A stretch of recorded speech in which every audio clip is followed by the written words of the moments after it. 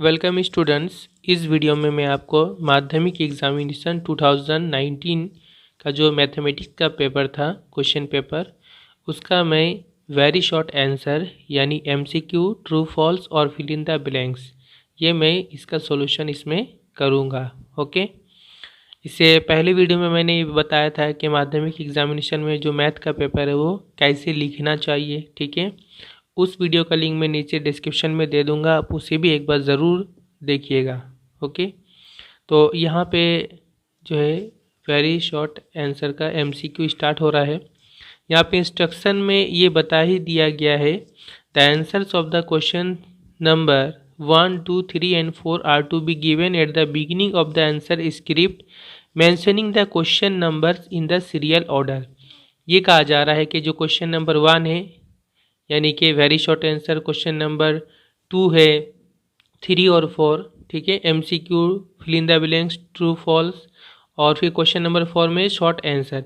इनका जो आंसर है ये आंसर स्क्रिप्ट के शुरू में ही, बिगिनिंग में ही इसका आंसर करना पड़ता है, जैसे कि मैंने इससे पिछले वीडियो में भी बताया था।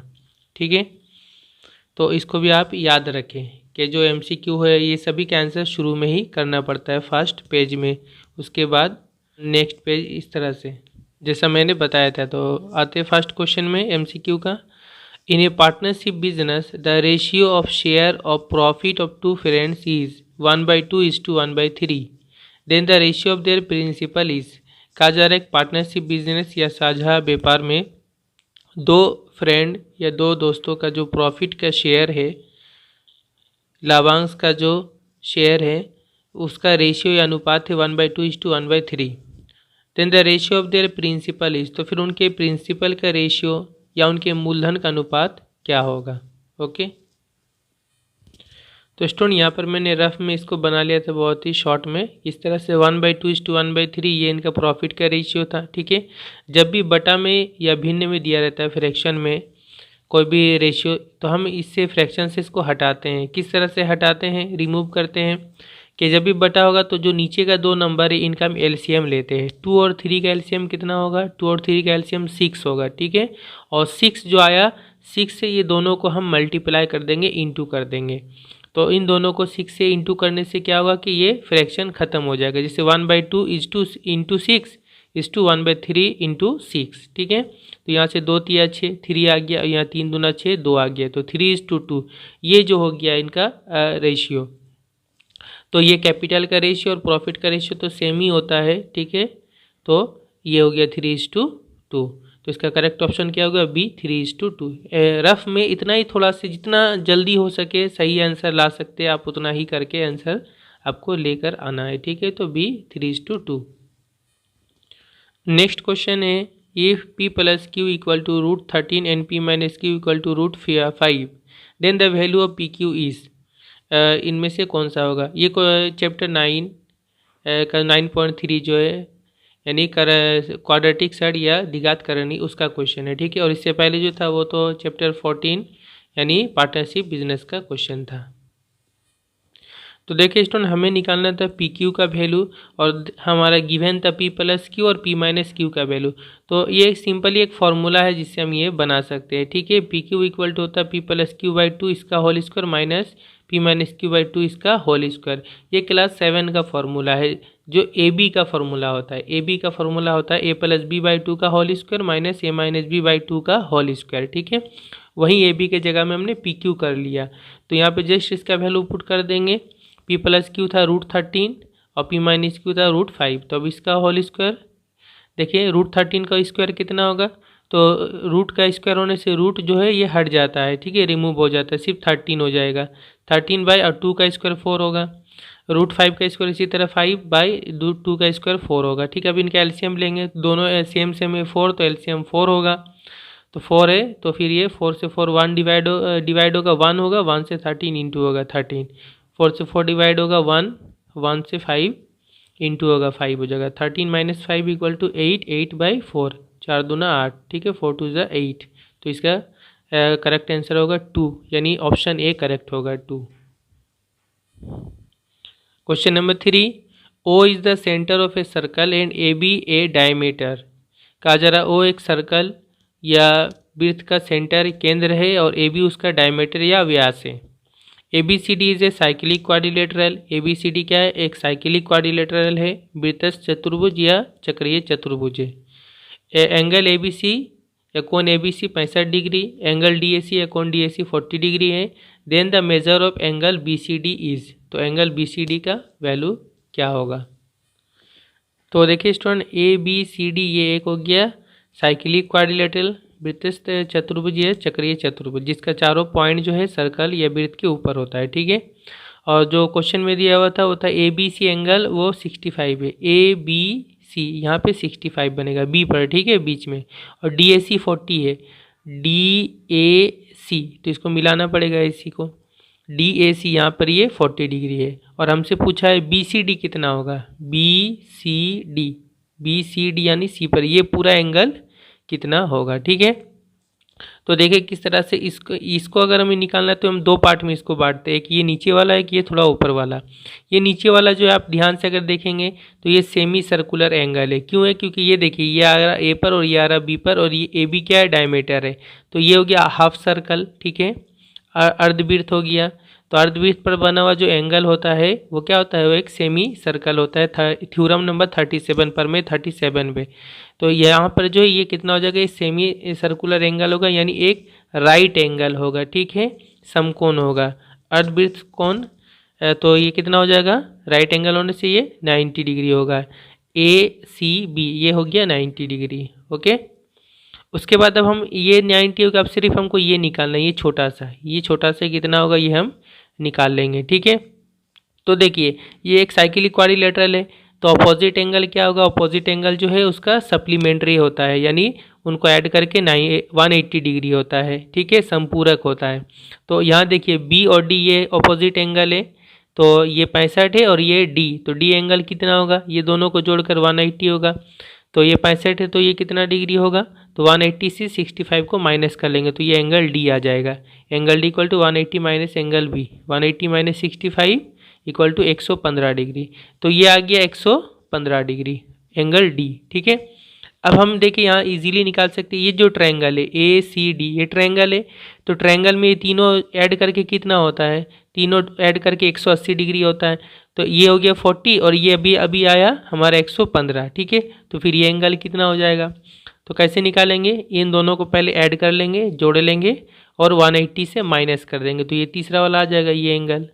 तो वही हमने यहाँ पे किया। एंगल ACD कैसे आया? 180 से माइनस करेंगे ये दोनों को ऐड करके, 40 प्लस 115 155 हो गया, 180 से माइनस किया 25 डिग्री आ गया, मतलब ये आ गया 25 डिग्री, ठीक है। तो अब जो हमें निकालने बोलता है BCD कितना होगा? तो ये 90 और ये 25 दोनों को ऐड कर देंगे, 90 प्लस 25 ये आ गया 115 डिग्री, ठीक है।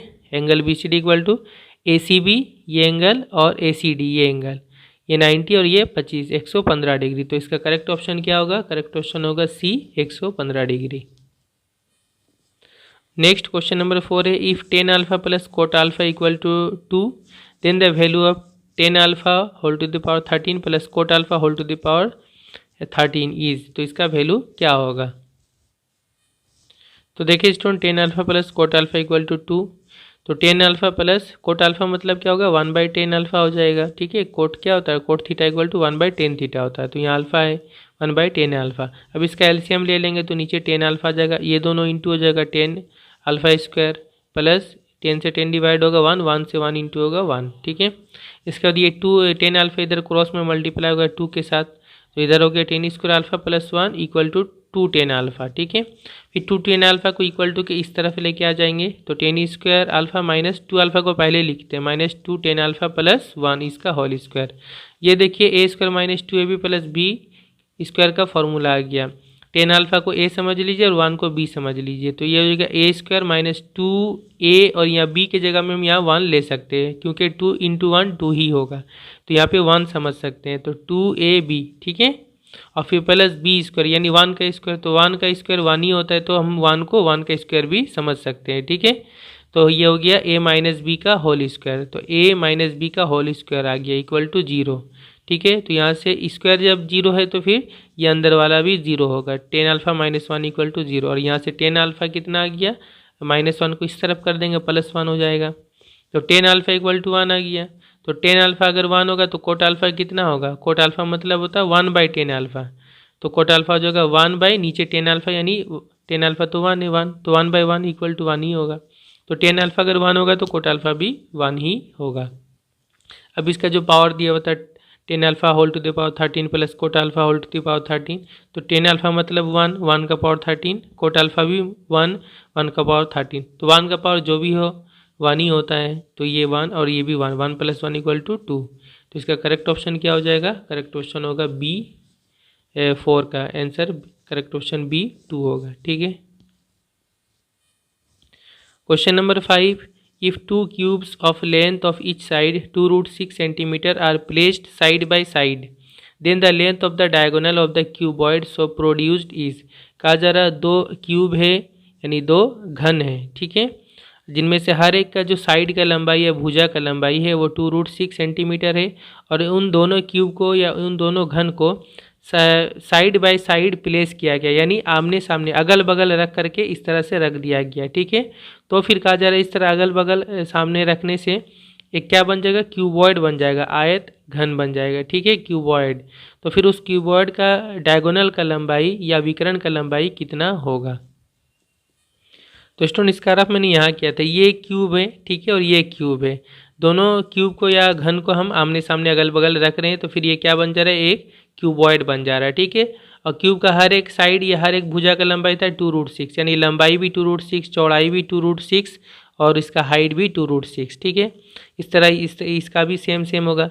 तो अब जब ये दोनों को साइड बाय साइड रखें तो फिर अब क्या बन गया, ये जो क्यूबॉइड बना आयत घन, तो फिर अब इसका लंबाई सिर्फ बड़ा हो जाएगा, ज़्यादा हो जाएगा। लंबाई क्या हो जाएगा, 2√6 और 2√6 यहाँ से यहाँ तक दोनों ऐड हो जाएगा 2 मरतबा। तो लंबाई हो जाएगा 2√6 + 2√6, तो कितना हो गया, 4√6 हो जाएगा। ठीक है, क्योंकि ऐड करने में सिर्फ ये नंबर ऐड होता है बाहर का, 2 + 2, 4√6 सेंटीमीटर लंबाई होगा।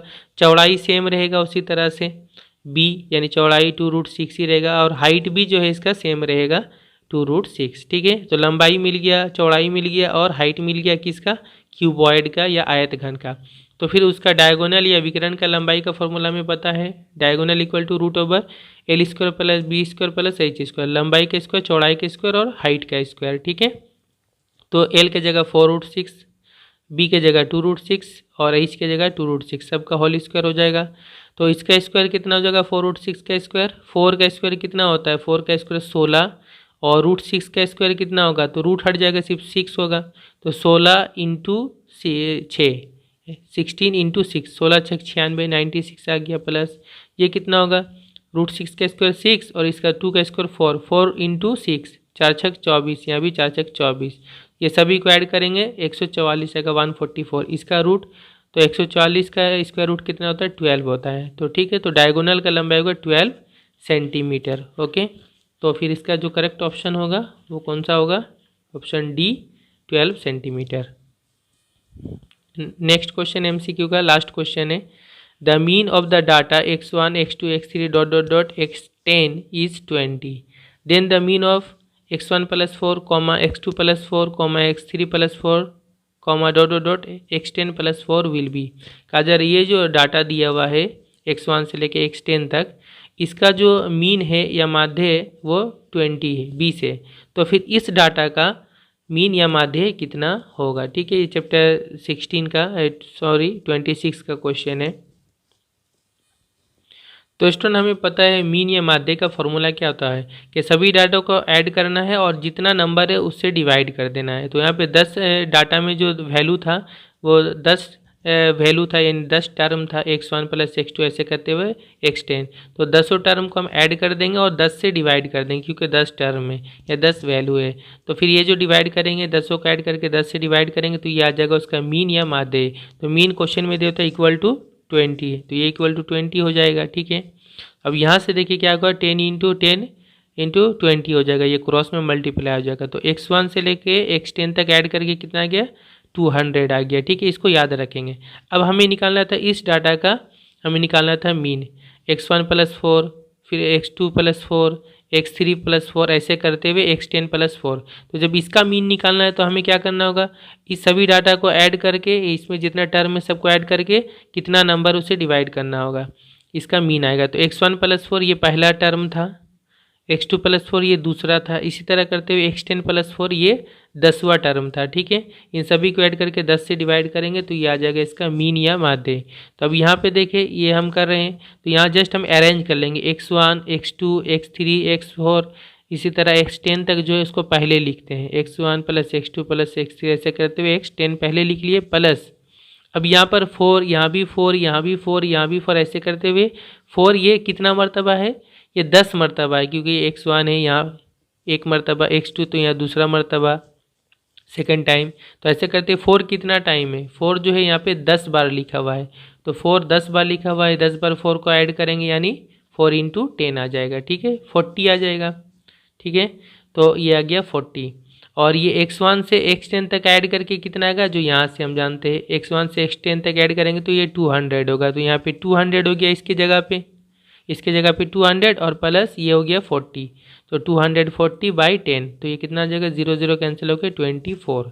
ओके, तो इसका जो मीन है, जो सेकेंड डाटा, उसका मीन का करेक्ट ऑप्शन क्या होगा, 24 होगा। ओके, ऑप्शन बी करेक्ट होगा। तो स्टूडेंट MCQ जो दिया रहता है वो टोटल 6 क्वेश्चन दिया रहता है और पूरा 6 को ही सॉल्व करना होता है। ठीक है, यहाँ कोई हम छोड़ नहीं सकते। इसके बाद आगे आएंगे फिल इन द ब्लैंक्स से, तो फिल इन द ब्लैंक्स में टोटल 6 क्वेश्चन होगा, 5 क्वेश्चन अटेम्प्ट करना है। ठीक है, लेकिन मैंने यहाँ पे सॉल्व किया है, इसलिए मैंने पूरा सॉल्व कर दिया, पूरा 6 क्वेश्चन सॉल्व कर दिया है। लेकिन आपको एग्जाम में कितना बनाना है, सिर्फ 5 को ही सॉल्व करना है, जो आप ईजी आपके लिए हो। तो अगला आता है फिल इन द ब्लैंक्स, यहाँ लिखा हुआ है एनी 5। ठीक है, पहला क्वेश्चन है, a person deposited ₹100 in a bank and gets the amount ₹121 after 2 years, the rate of compound interest is blank. कहा जा रहा है एक आदमी ने 100 रुपये एक बैंक में जमा किया और उसको दो साल बाद उसको टोटल अमाउंट या समूल चक्रवर्ती जो है मिश्रधन 121 रुपये उसको मिला। The rate of compound interest is, तो कंपाउंड इंटरेस्ट या चक्रवृद्धि ब्याज का जो दर है, रेट है, वो पता करना है। ठीक है, तो यहाँ पर 100 ये क्या है, P है, और 121 ये अमाउंट A है, टाइम N जो है वो 2 years है, और हमें R का वैल्यू पता करना है। तो यहाँ मैंने रफ में बनाया था A = P × 1 + R/100 whole to the power n। एक के जगह में 121, P के जगह में 100, R पता करना है, और N के जगह में 2 years। ठीक है, ये हो गया। तो ये 121 100 को इस तरफ लेके आएंगे, नीचे आ जाएगा, ये हो गया होल स्क्वायर जिस तरह था। 121 ये 11 का स्क्वायर है और 100 10 का स्क्वायर है, तो ये पूरा का होल स्क्वायर कर देंगे। ठीक है, और ये उसी तरह स्क्वायर, अब दोनों तरफ से स्क्वायर हटाएंगे, तो ये 11/10 और इस तरफ 1 + R/100। फिर क्या करेंगे, 1 को इस तरफ लेके आएंगे, तो 11/10 - 1 = R/100। अब यहाँ से क्या करेंगे, इसके LCM लेंगे, तो ये हो जाएगा, ये डायरेक्ट भी हम कर सकते हैं, 10 1 जा 10 हो जाएगा, 10 से 1 को इंटू करेंगे, और 11 - 10 1 होगा, 1/10। तो देखिए ये सब थोड़ा क्या है कि शॉर्ट क्वेश्चन है, तो यहाँ पे थोड़ा जल्दी आपको ये करना पड़ेगा अगर आप जानते हो तो। ठीक है, अगर आप LCM लेंगे तो थोड़ा सा एक लाइन और बढ़ जाएगा, और ये हो गया R/100, नीचे एक 0 कैंसिल हो जाएगा। R = कितना होगा, R × 1 R, और यहाँ 10 × 1 10, तो R = 10%। ठीक है, तो वहाँ पे ब्लैंक में 10% हम लिखेंगे, 10%।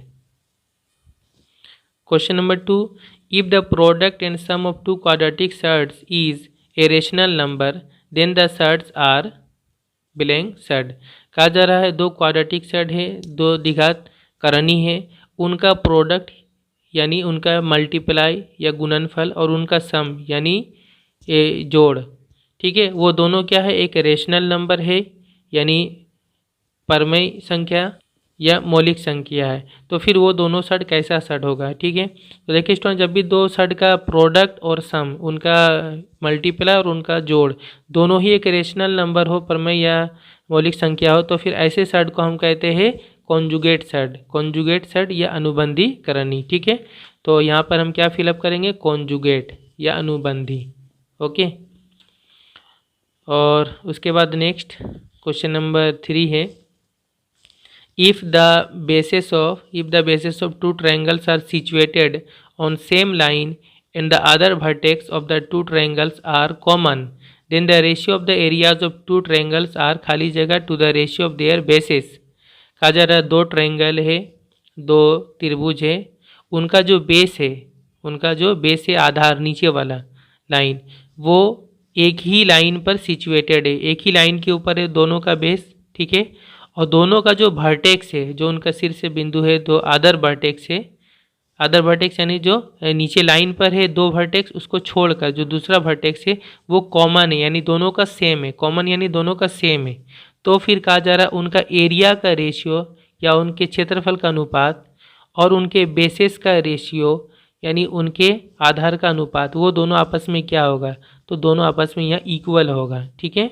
ये चैप्टर 18 का क्वेश्चन है, लेकिन ये एक्सरसाइज का नहीं, ये उसमें से समझना होगा। देखिए किस तरह से ये लाइन, ये ट्रायंगल है ए बी सी, ठीक है, और दूसरा ट्रायंगल है ये ए ई डी।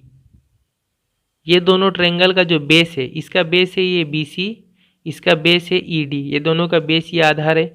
ये दोनों का बेस जो एक ही लाइन पर है, ये देखिए एक ही लाइन पर है, और जो इनका अदर वर्टेक्स है, दूसरा वर्टेक्स कौन सा, ए बी और सी को छोड़ के इसका ए और इसका ई डी को छोड़कर ए, तो ये दोनों का वर्टेक्स क्या है, कॉमन है, यानी एक ही सेम है, ठीक है।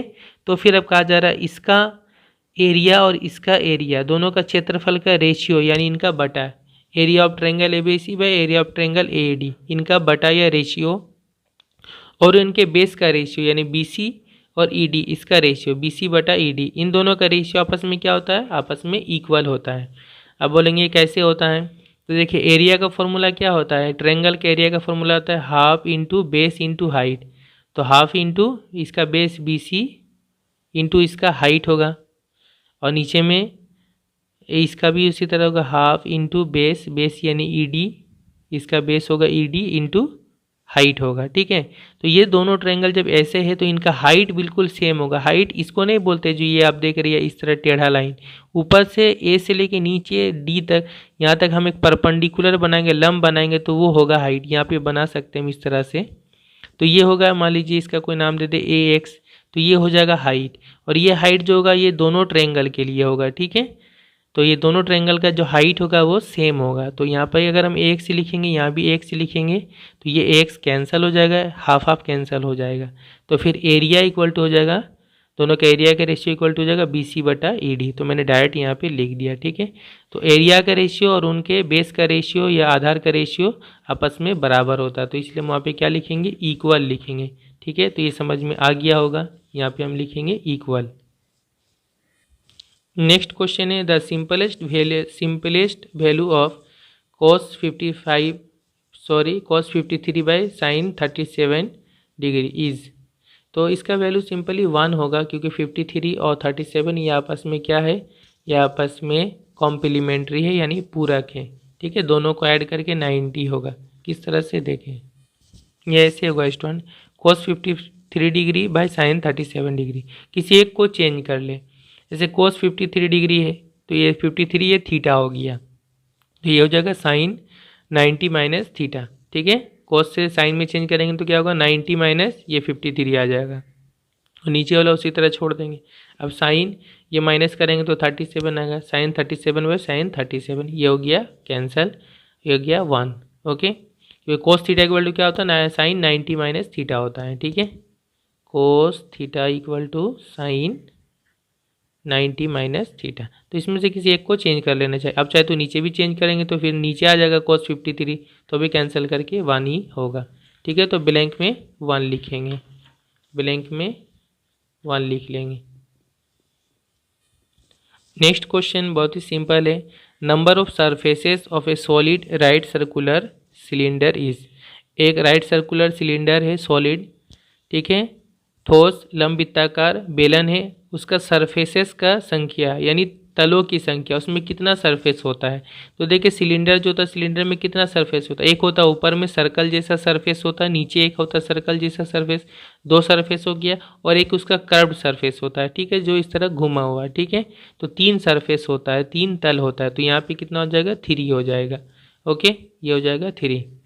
फिर question number 6, the variables x1 x2 dot dot dot x100 are in ascending order of their magnitude, कहा जा रही है x1 x2 dot dot dot ये x100 तक जो वेरिएबल है, ये सभी चर राशि, ये सभी क्या है, असेंडिंग ऑर्डर में है यानी बढ़ते क्रम में है, ठीक है, यानी छोटा से बड़ा है, ये x1 जितना होगा x2 से बड़ा होगा, x2 से बड़ा x3 होगा, ऐसे करते हुए x 100 तक है, ठीक है। Then the median of the variable is, तो फिर इन वेरिएबल्स का मीडियन क्या होगा, माध्य क्या होगा, यानी मीडियन यानी उसका मिडिल वैल्यू कौन सा होगा। तो स्टूडेंट इस तरह से जब डाटा दिया हुआ रहता है अनग्रुप डाटा, तो उसका मीडियन का फॉर्मूला हमें पता है कि वो होता है formula n/2 plus n/2 plus 1th term, ठीक है, बाई 2 होता है। ये हम चैप्टर 26 में जानते हैं इसका फॉर्मूला, ठीक है। तो n/2 यानी यहाँ पे टोटल कितना वेरिएबल दिया हुआ, x1 से लेकर के x 100 तक, यानी 100 वेरिएबल दिया हुआ है टोटल, 100 वेरिएबल। तो यहाँ n मतलब हो रहा है 100, ठीक है। जितना वेरिएबल दिया हुआ रहेगा, जितना चर राशि या जितना वैल्यू वो हो रहा है n, कितना वैल्यू दिया हुआ, टोटल 100 वैल्यू दिया हुआ है, तो n हो गया 100। तो n के जगह में यहाँ 100 लिखा जाता है। तो 100/2 प्लस 100/2 प्लस 1, ठीक है। तो ये हो जाएगा 52 से कैंसिल करेंगे तो 50th प्लस 51th, मतलब 50th टर्म कौन सा होगा वो लिखना और 51th टर्म कौन सा है वो लिखना और उसको 2 से डिवाइड करना पड़ेगा। तो यहाँ पर x1 ये पहला टर्म है, x2 ये दूसरा टर्म है। इस तरह 50th टर्म कौन सा होगा, तो x50 होगा, और 51th टर्म कौन सा होगा, x51 होगा, ठीक है। तो x50 प्लस x51 ये दोनों टर्म को ऐड करके 2 से डिवाइड करेंगे, ये हो जाएगा उनका मीडियन या माध्यमिक।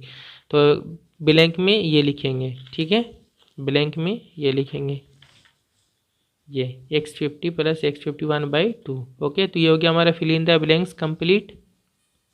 अब आते हैं हम ट्रू फॉल्स में। ट्रू फॉल्स में भी 6 क्वेश्चन रहता है टोटल, एनी 5 यानी कोई 5 बनाना पड़ता है, ठीक है। तो पहला है the difference between the simple interest and the compound interest of ₹100 in 1 year at the rate of 10% per annum is ₹1। कहा जा रहा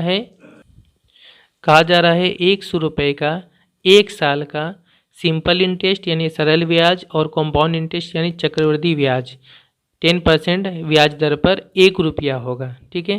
तो देखिए यहाँ पर ध्यान देना कि साल कितना दिया हुआ, 1 ईयर। 1 साल में कंपाउंड इंटरेस्ट और सिंपल इंटरेस्ट का कोई डिफरेंस नहीं होता है, क्योंकि 1 साल में जो है सिंपल कंपाउंड इंटरेस्ट का जो है कॉन्सेप्ट ही नहीं आएगा। कंपाउंड इंटरेस्ट जो होता है ये 2 ईयर्स से ही स्टार्ट होता है। 1 ईयर में सिंपल इंटरेस्ट बोलिए या कंपाउंड इंटरेस्ट बोलिए, दोनों सेम चीज़ है, इनका कोई डिफरेंस नहीं होता है, ठीक है। तो ये पहला वाला जो ये फॉल्स होगा। 2 ईयर्स अगर होता तो फिर डिफरेंस आ जाता है, ठीक है। यहाँ डिफरेंस निकालने के भी नहीं देखना है कि ₹1 होगा, क्योंकि 1 साल में कंपाउंड इंटरेस्ट हो या सिंपल इंटरेस्ट दोनों सेम चीज़ होता है, ठीक है। तो ये पहला वाला क्या हो जाएगा, पहला वाला फॉल्स, ओके।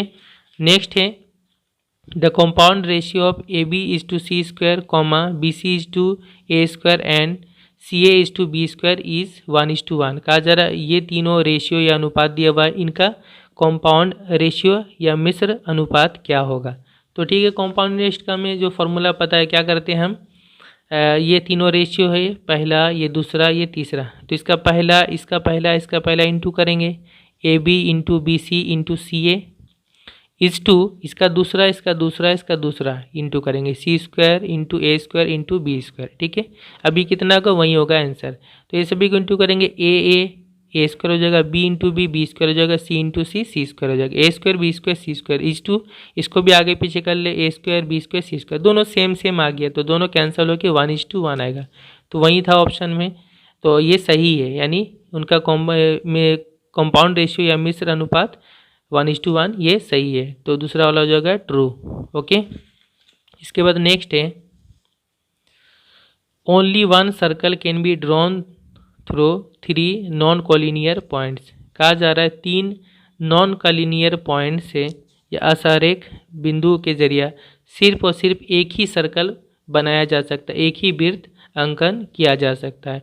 तो ये बिल्कुल सही है। 3 नॉन कोलिनियर पॉइंट अगर होता है, ये चैप्टर 3 से है, ठीक है। चैप्टर 3 में जो है एक थ्योरम मैंने बताया भी था इम्पोर्टेंट में, तो वो सिलेबस में नहीं है, लेकिन उसमें जो बात लिखी हुई है वो इम्पोर्टेंट है। यही सेम लिखा हुआ है कि 3 नॉन कोलिनियर पॉइंट है, यानी 3 एक ही लाइन पर पॉइंट नहीं है, अलग अलग है, ठीक है।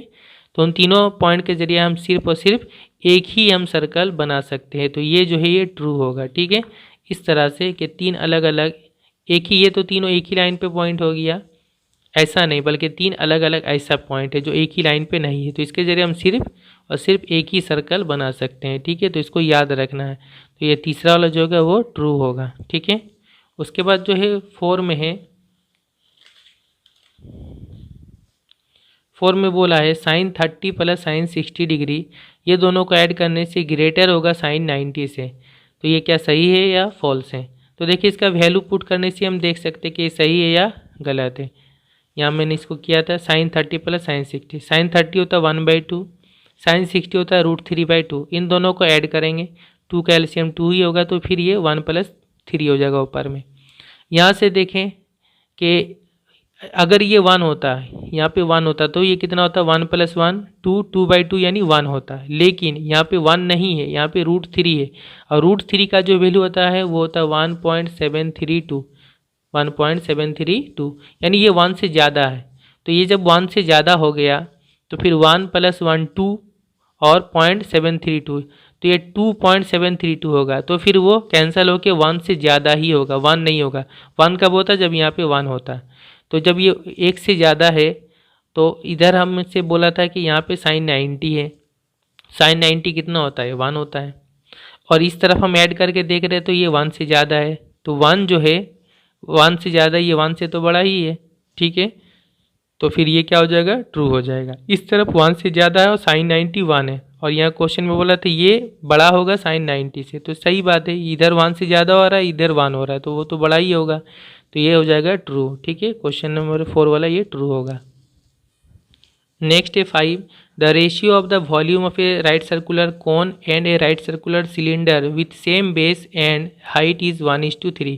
कहा जा रहा एक राइट सर्कुलर कोन है लंबिताकार शंकु और एक राइट सर्कुलर सिलेंडर है लंबिताकार बेलन, उनका जो है बेस सेम है, बेस यानी उनका नीचे आधार वो सेम है, और उनका हाइट भी सेम है, ठीक है, हाइट भी उनका सेम है, तो फिर उनका वॉल्यूम का रेशियो या आयतन का अनुपात 1:3 होगा। ये सही है ना गलत है? ये बिल्कुल सही है। कैसे? देखिए, जो पहले राइट सर्कुलर कोन लिखा लंबिताकार शंकु, उसका वॉल्यूम होता है 1/3 पाई r²h। आर और एच दोनों का सेम है, बेस सेम है, मतलब उनका रेडियस सेम ही रहेगा, ठीक है। तो ये हो गया इसका वॉल्यूम, और जो सिलेंडर है बेलन, उसका वॉल्यूम होगा पाई r²h, दोनों में आर और एच दोनों में सेम होगा, ठीक है। तो फिर यहाँ से देखिए पाई r² कैंसिल हो जाएगा, यहाँ पे होगा 1/3 यहाँ पे 1 होगा, ठीक है, और 3 यहाँ पे इंटू कर देंगे, तो क्योंकि ये दोनों में 3 इंटू करेंगे तो यहाँ 3 कैंसिल हो जाएगा, 1 होगा, और यहाँ पर हो जाएगा 3 × 1 3 हो जाएगा, ठीक है। 1/3:1 मतलब 1:3, तो ये बिल्कुल सही है, ट्रू है, ठीक है। ऐसे भी याद रखिएगा जो कोन होता है, कोन का वॉल्यूम जो है सिलेंडर का वॉल्यूम का 1/3 होता है, यानी सिलेंडर का वॉल्यूम ज़्यादा होगा, 3 गुना ज़्यादा होगा, और कोन का वॉल्यूम जो होगा ये 1 होगा। ये कब होता है? जब वो दोनों का उनका बेस सेम होगा और हाइट सेम होगा, 1:3, ठीक है। और इसके बाद आते हैं लास्ट में, value of median of data 2 3 9 10 9 3 9 is 10। कहा जा रहा है ये जो डाटा दिया हुआ यहाँ से यहाँ तक, इस डाटा का मीडियन या माध्यक यानी इनका मिडिल वैल्यू 10 है, इज़ 10 है, तो ये सही है ना गलत है? तो पहले ये जो डाटा दिया हुआ है मीडियन निकालने के लिए, माध्यक निकालने के लिए पहले इसको अरेंज करना होता है असेंडिंग ऑर्डर में, यानी छोटा से बड़ा पहले सजाना पड़ता है, और फिर जो मिडिल में आएगा उसको हम लोग मीडियन बोलते हैं। तो मिडिल वाला चेक करना है वो 10 है या नहीं है। तो देखिए यहाँ से बिल्कुल ईजीली पहले मैंने सजा लिया असेंडिंग में, छोटा से बड़ा 2 3 3 फिर 9 9 9 फिर 10।